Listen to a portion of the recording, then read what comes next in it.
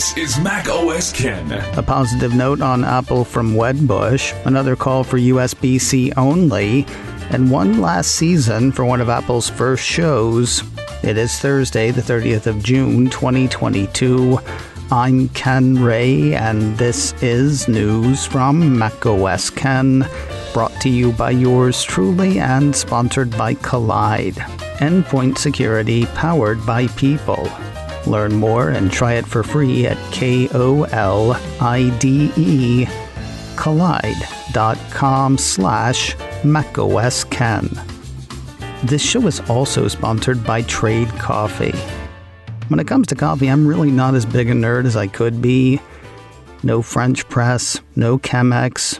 I have a regular drip coffee maker that makes a great cup of coffee as long as I have great coffee. And I do, thanks to Trade. You answer some questions when you get started. Light or dark coffee? What do you use to make it? Do you grind it yourself or buy it ground? Then Trade starts sending you coffee from craft roasters across the country. Small businesses that pay farmers fair prices to sustainably source great coffee beans from around the world. Every coffee they have sent me has been great. I think you'll love it. They think you'll love it. But if you're not happy with your first bag, they'll listen to what you didn't like, then put you to work with one of their coffee experts to get a better bag for you at no additional cost. If the coffee in your cup matters, try Trade. Right now, Trade is offering new subscribers a total of $30 off your first order plus free shipping when you go to drinktrade.com/macOSKen. That is more than 40 cups of coffee for free. Get started by taking their quiz at drinktrade.com/macOSKen and let Trade find you a coffee you'll love. That's drinktrade.com/macOSKen for $30 off. While Apple earnings for the June quarter may be a bummer, Wedbush analyst Daniel Ives reminds investors that September and December are coming. Apple 3.0 ran part of a note Ives wrote on Tuesday. On the June quarter, COVID lockdowns and other turbulence led Apple to warn of a negative impact to revenue of between $4 billion and $8 billion. Even so, Ives & Co. think iPhone did slightly better than anticipated last quarter. But here's the other thing. Last quarter was so last quarter. According to the analysts, the street is well aware of weaknesses for the June quarter, and we believe ultimately is looking past June numbers to the September and December quarters, with all eyes on the iPhone 14 production demand cycle for the fall. On the next Jesus phone, Ives thinks Apple is looking at builds that are even with last year's iPhone 13 builds, perhaps a tiny bit better. That, he says, speaks to Apple's confidence that pent-up demand for the next release remain healthy despite the jittery macro. What's funny is, while his note says all eyes are on iPhone 14 production and demand, he's cast his eyes elsewhere. Apple Services. Quoting his note again, with Apple's services business set to be roughly $80 billion of annual revenues this year and set to grow at a steady double-digit clip into 2023, we believe this key revenue stream remains at the epicenter of Apple's multiple and growth story during this market storm. Mr. Ives has an outperform rating on Apple shares. His price target on the shares is $200. Last year's MacBook Pros are getting a little easier to get. Cult of Mac says waits for 14-inch and 16-inch laptops powered by Apple's M1 Pro processor are down from a few months, as seen in the spring, to roughly 1 month, provided you don't get fancy. According to the report, order a base model 14-inch MacBook Pro with an M1 processor from the online Apple Store, and the delivery window is between the 22nd and 29th of July. Order a base model 16-inch MacBook Pro with M1 Pro from the same source, and it'll arrive in about 4 weeks. Moving to the 16-inch M1 Pro Max pushes you out to the first or second week of August. While 6 weeks does feel like a long time, the piece points out that some people who ordered that same machine in February had to wait until this month to take delivery.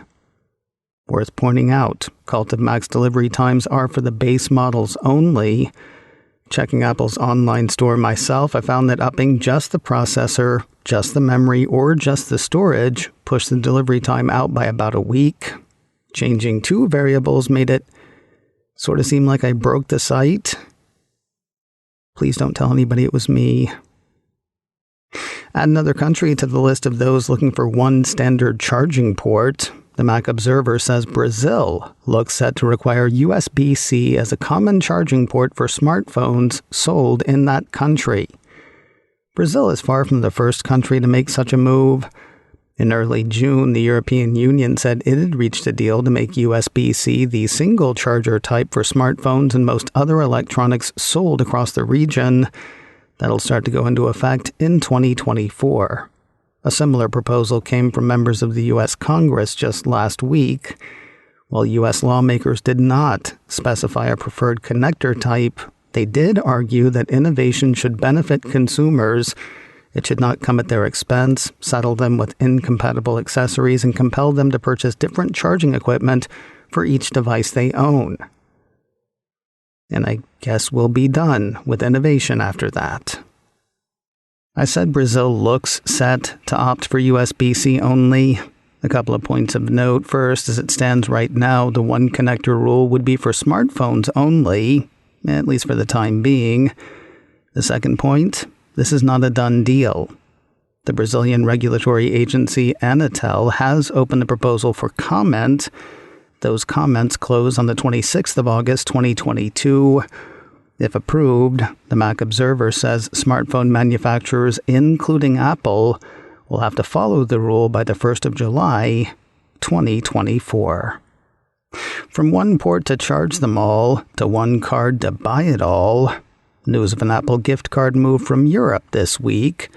A piece from my download blog says Apple's overhauled universal gift card has made its way to some regions in Europe a couple of years after their debut. Back in the day, Apple sold separate gift cards for digital goods and services versus physical goods. That day wasn't that far back.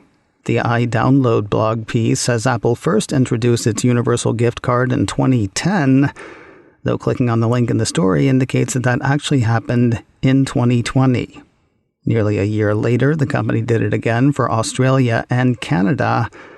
Now the piece says the overhauled Apple gift card has turned up in some of Europe's biggest regions, including Germany, Italy, and France. A commissioner with the FCC wants Apple and Google to either remove TikTok from their respective app stores or explain to him why they will not. A piece from CNBC says Republican-appointed Commissioner Brendan Carr has written to the CEOs of the two companies warning of user information accessible by TikTok's Beijing-based parent company, ByteDance.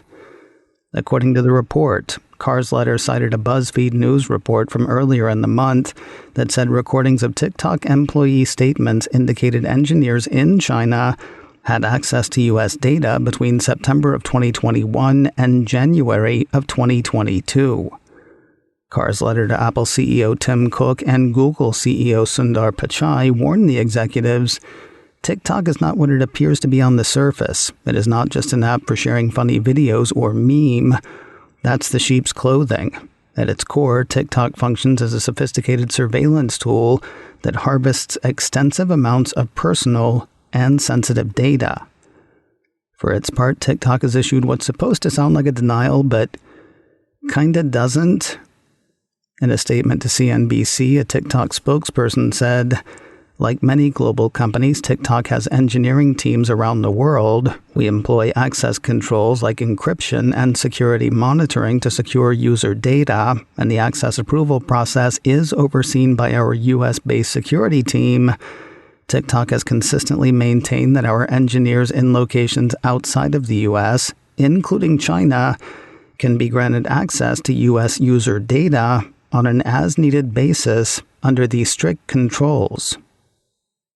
Okay, but if you have the key and your boss says, unlock the door, you're unlocking the door, right? No comment from Apple nor Google for the CNBC piece.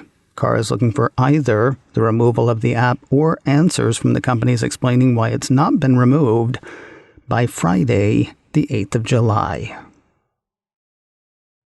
More news in a moment, but first a word from Collide, endpoint security powered by people.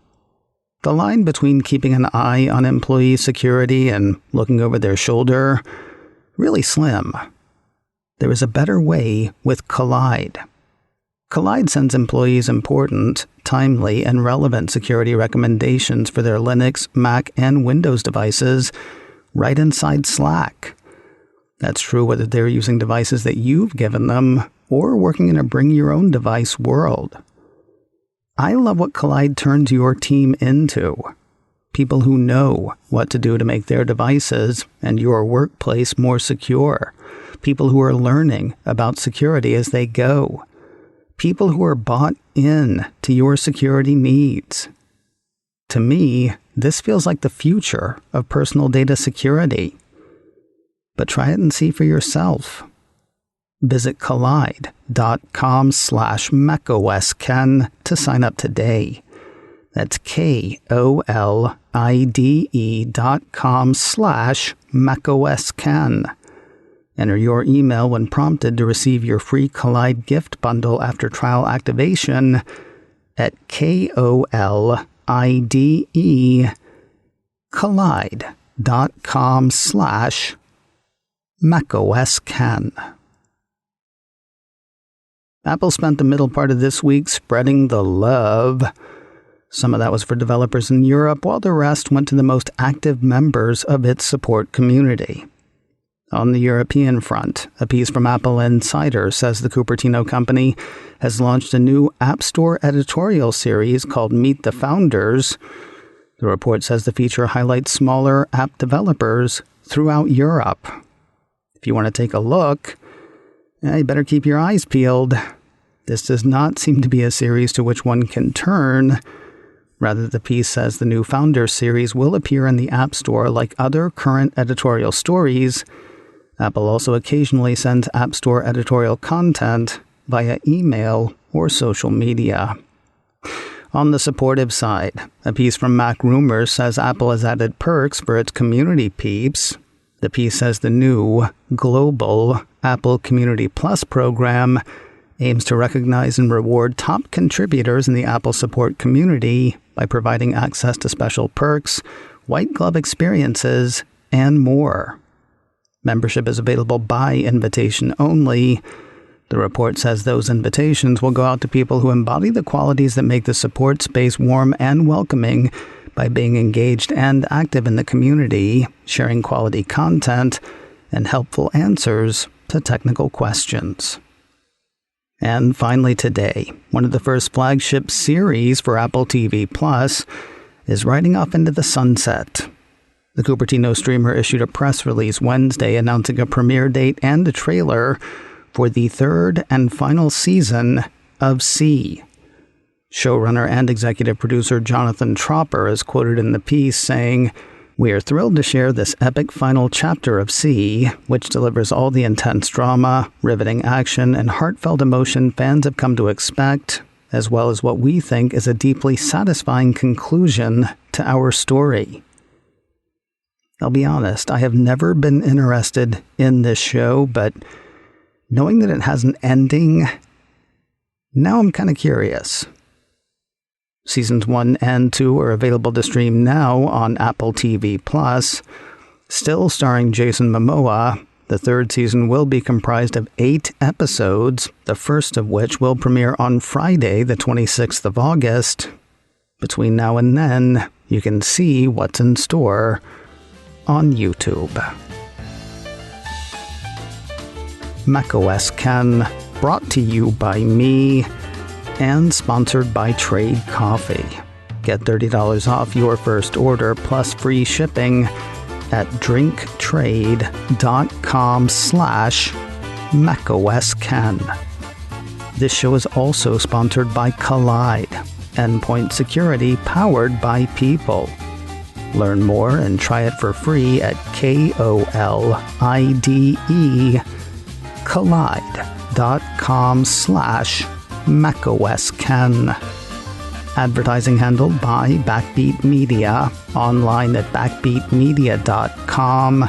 You can reach me a couple of ways. info@macosken.com or call 716-780-4080. Until next time, that is news from macOS Ken. I'm Ken Ray.